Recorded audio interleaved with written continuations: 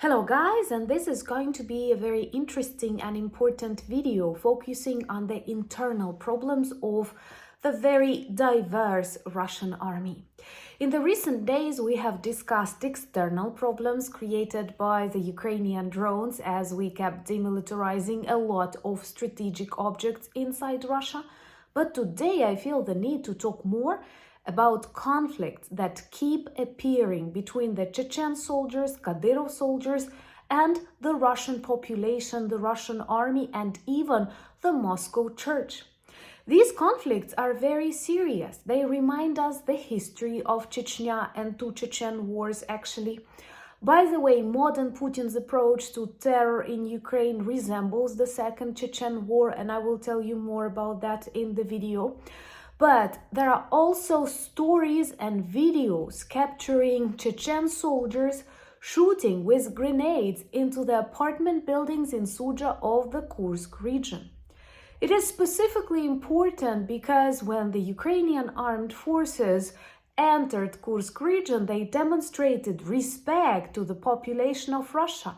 And now their own soldiers, or considered to be their own soldiers, Chechen units, shoot into the apartment buildings of those people in Kursk region.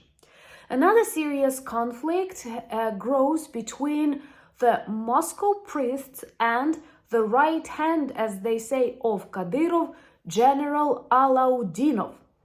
And I will tell you what it means for the future internal political, cultural, religious problems inside the Russian Federation that is extremely heterogeneous and actually a monstrous Frankenstein consisting of suppressed nations, very diverse, very different, and they do not go into that frame of the Ruski Mir doctrine at all.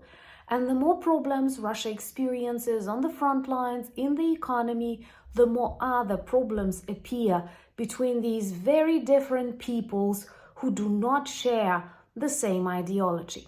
My name is Anna, I'm from Ukraine, I'm in Ukraine, and if you want to see the defeat and demilitarization of Russia, subscribe, we discuss all of that on the channel. And we all know that is the only working peace plan, especially taking into account that now even German intelligence confirms Putin wants to continue, and his next attack can actually be on the Baltics. Let me know in the comments below, would you like to hear my opinion on that in one of the next videos?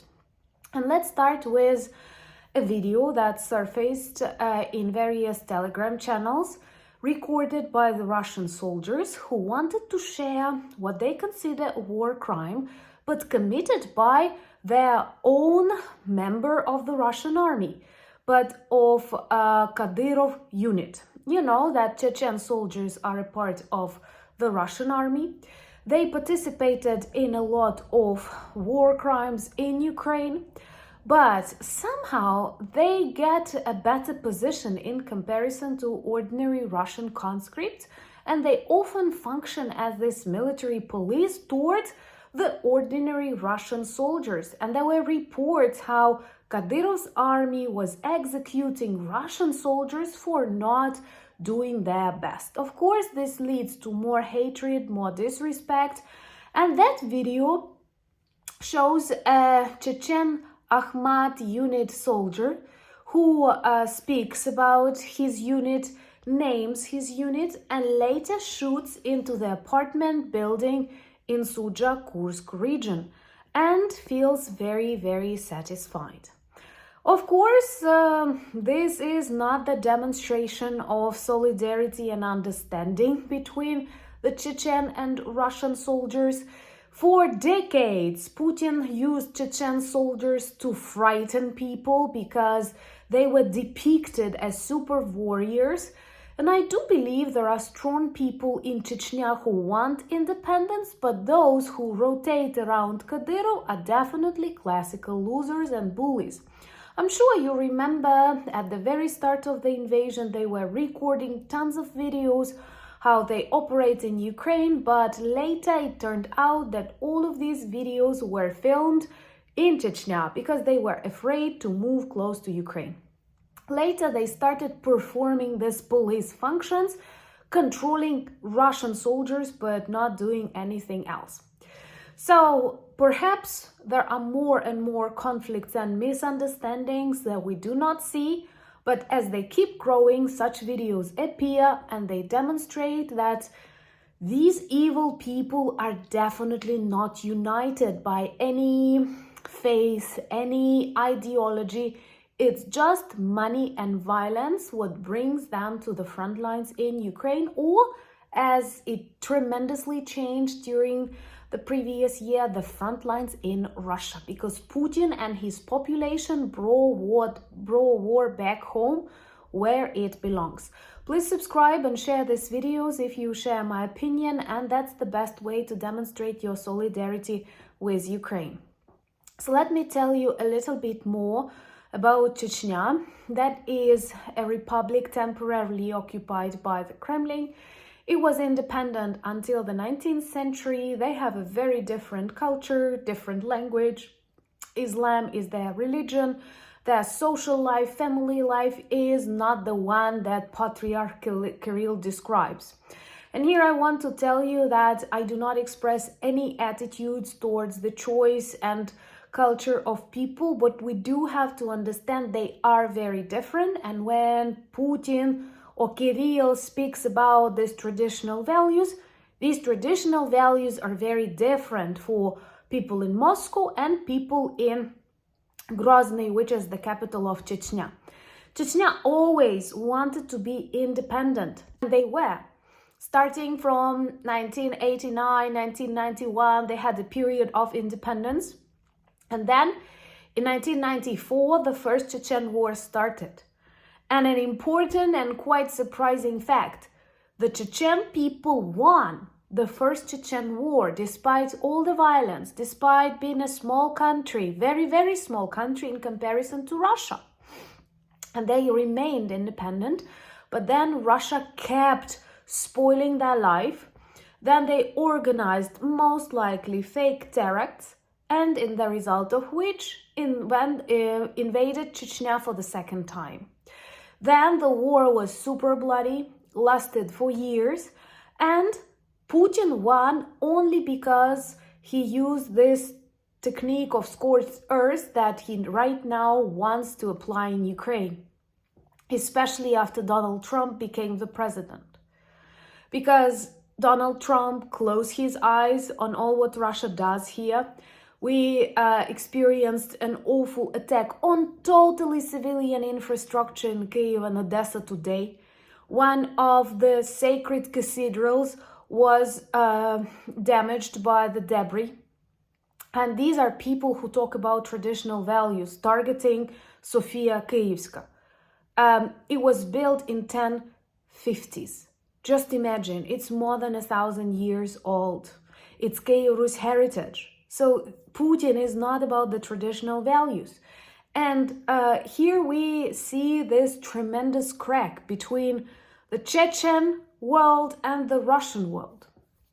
Recently, one of the Moscow priests spoke about the danger that these Chechen soldiers impose on the classical Russian society, because they are very different, they follow different rules, and one day they can actually attack Moscow people, because they actually perform this, like private army, police functions in Russia. And then the general of Kadyrov army, Alaudinov, who is considered the right hand of Kadyrov, and by the way, taking into account there are more and more rumors about the bad health state of Kadyrov, might be the second man after him. He recorded an extremely aggressive video in which he spoke about Russian priests as antichrists, speaking about this disrespect, and demanded that the priest be fired from the Moscow church. And the reaction of the KGB agent Patriarch Kirill was to fire the priest.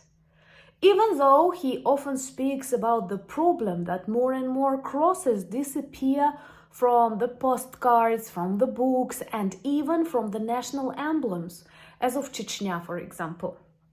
So there is a serious clash between these two very different worldviews. And I know in the modern world we experience a lot of such situations, but this one is fueled by the ongoing war and by the fact that these Chechen soldiers who do not support the idea of the Russian world, Ruski Mir, are fighting for the Ruski Mir in Ukraine and Russia, which is very problematic and pretty explosive if you look at that. So after that priest was fired, the Kadyrov's general continued and said that Russian nationalism is extremely dangerous and very different things that I cannot repeat on YouTube because YouTube is very sensitive to such things. So what we may not see on the surface, inside the Russian Federation, there are a lot of movements, a lot of problems, a lot of disagreements. Do watch my video interview with Valery Pekar, the head of decolonization NGO and an extremely intellectual man who knows a lot about these processes inside the Russian Federation. But they actually start surfacing because there are so many of them. And what makes the situation more problematic for the Kremlin is that the Chechen soldiers are extremely involved in the so-called special military operation in Ukraine, but now there is also a special military operation in Russia. So Chechnya is definitely a republic with a great potential to become independent. And those of you who are afraid of the dissolution of the Russian Federation because people like Kadyrov will rule, no. The moment Putin disappears, Kadyrov disappears too. Please understand that dictatorships collapse really quickly. They may seem totally invincible and then they disappear in just a week. Do you remember Syria? Well, that tells us a lot actually. So let me know, would you like a video about Russian losses of influence in Armenia, by the way, in Kazakhstan and many more? That might be also useful to understand because the context decides a lot. And also, thank you for your support of our 5th NEFO campaign. Please join us so that we can supply our units with 3 trucks and a lot of drones that keep implementing the only working peace plan. Follow me on X, on Instagram, on Blue Sky, on Threads and Discord. Let me know if you are available for a live conversation this Saturday, 9 p.m. Kyiv. Thank you for buying me coffees, becoming my patrons and sponsors of the channel. Do check our merch shop with lots of new items for a summer collection and even t-shirts with the spider web operation. The link is in the description of this video. But most importantly, thank you for standing with Ukraine. Slava Ukraini!